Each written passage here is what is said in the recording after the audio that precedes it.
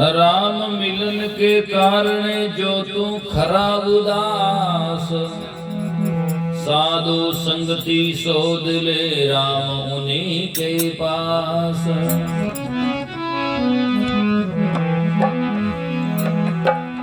सुरता जोरी मिलन की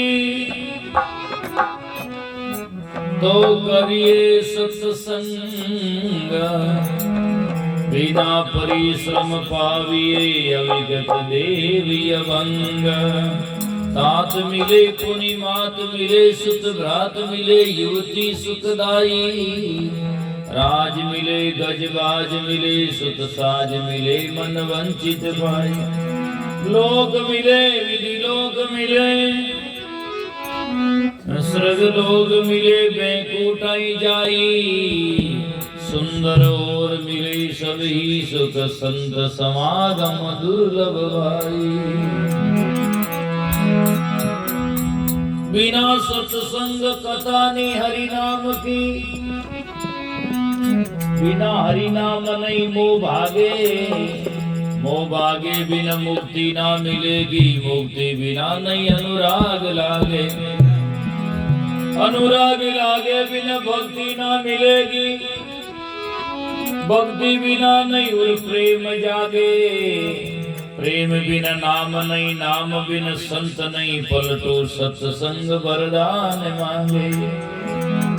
पूरब ले पुन प्रगट भया जब सत्संग में आई पड़ी, संत मिले जब आनंद भयो वह शुभ दिन वह शुभ घड़ी। दर्शन किया त्यों तापना से बिन घोड़ी धाम में जाती री, पलटो के आवागमन छूटा रंज चरणन की शीश धरी।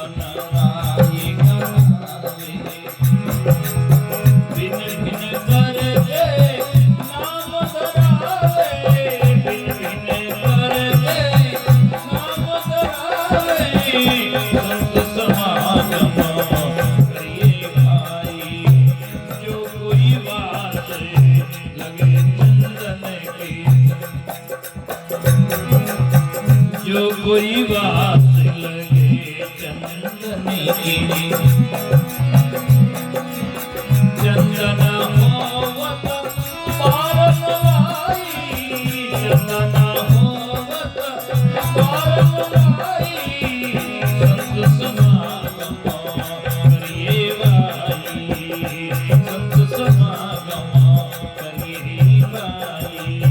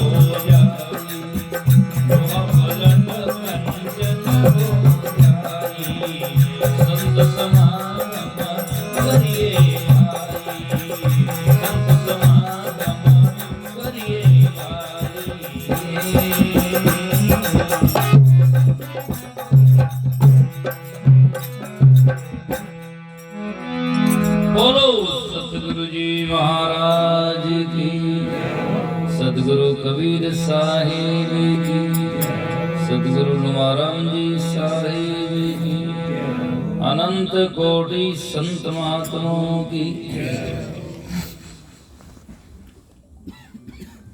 सुंदरदास जी का बड़ा ही सुंदर पद है, संत समागम करिए भाई। संतों का समागम करो, सत्संग करो, उनके साथ में मिलो। रज्जब साहब की वाणी बड़ी अजब और गजब है।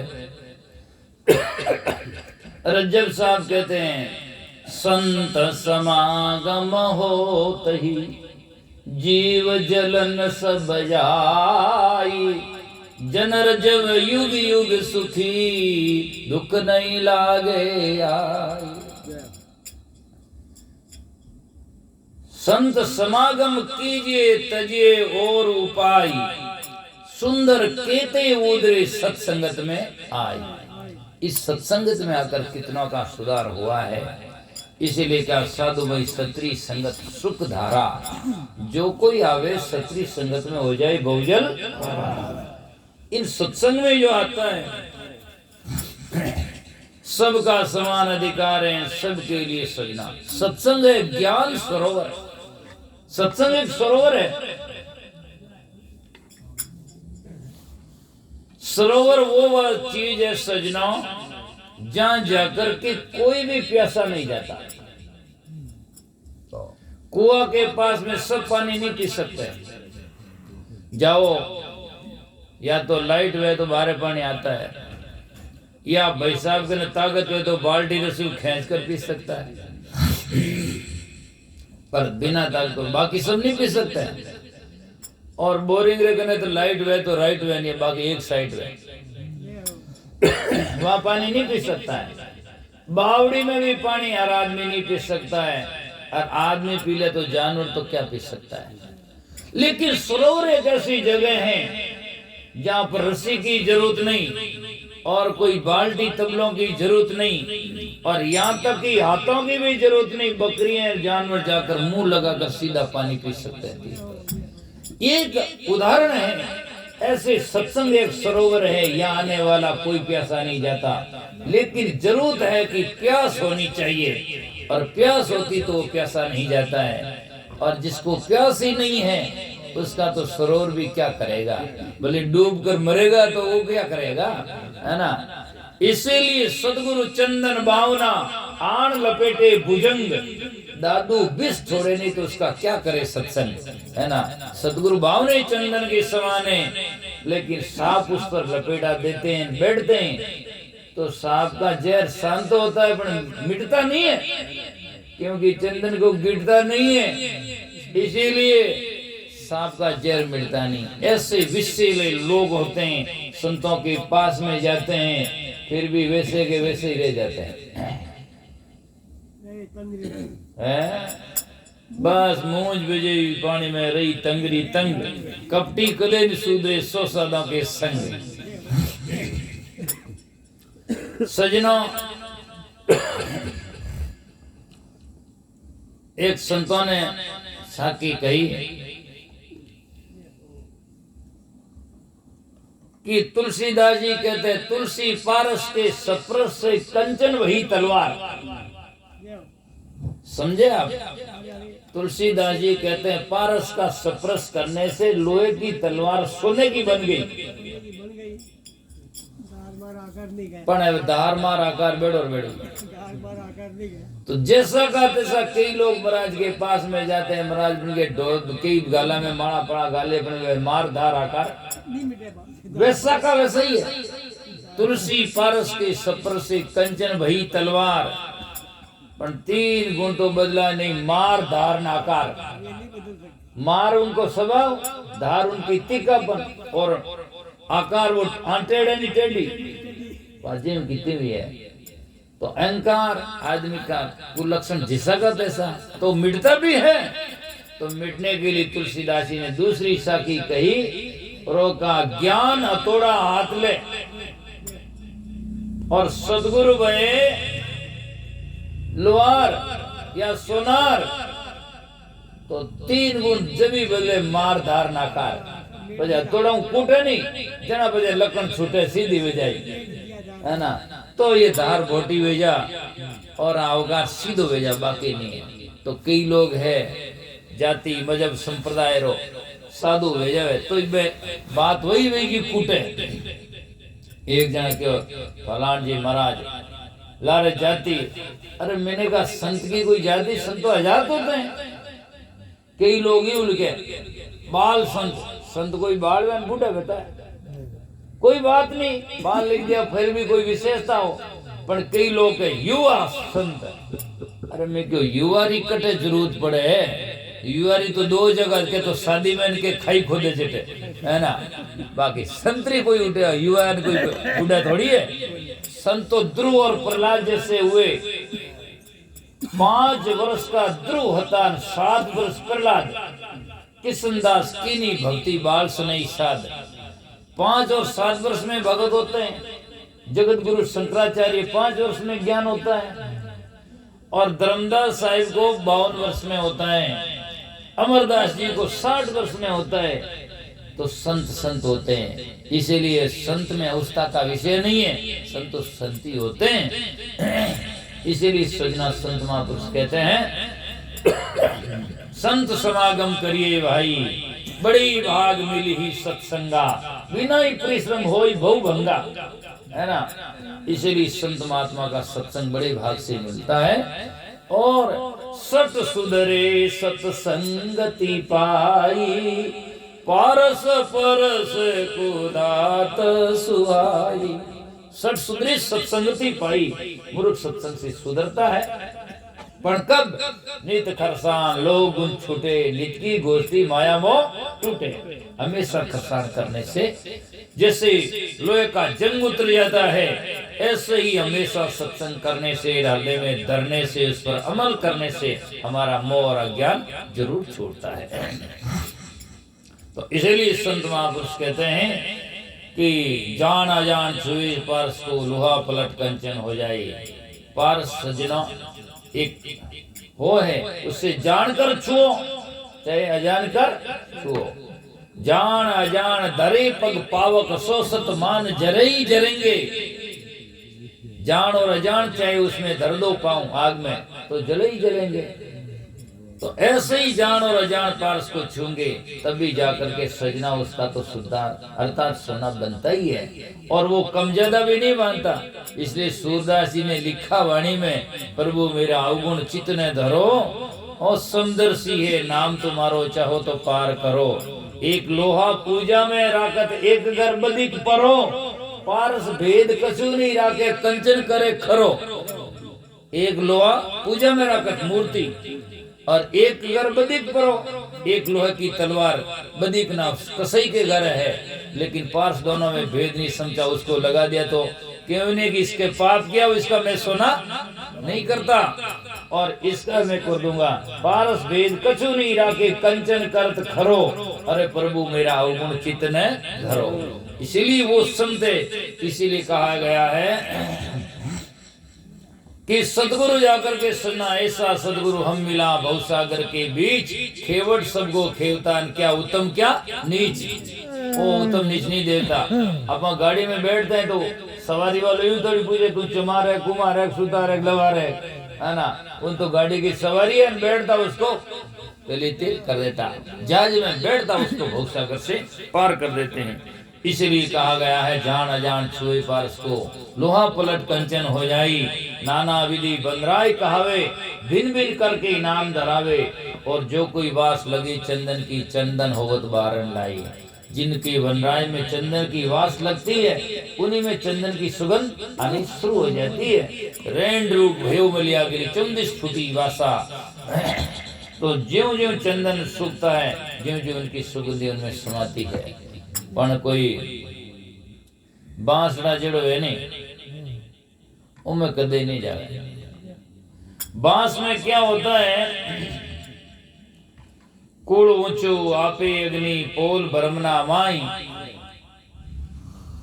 और भीतर गांठा कपटरी ताते वेदे नाई।